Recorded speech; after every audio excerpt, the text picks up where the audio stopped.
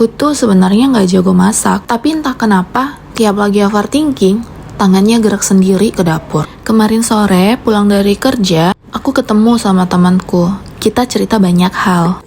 Mulai teman yang baru menikah, teman yang udah punya anak 2, bahkan anaknya yang udah sekolah masuk SD ataupun TK.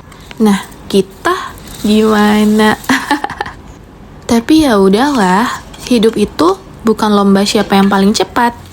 Kadang yang lambat justru lebih ngerti rasa.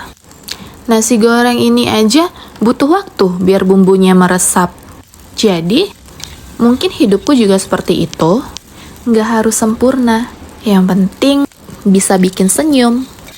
Walau hanya dari sepiring nasi goreng. Thank you for watching guys. Boleh dong di tap love atau di share. Bye-bye.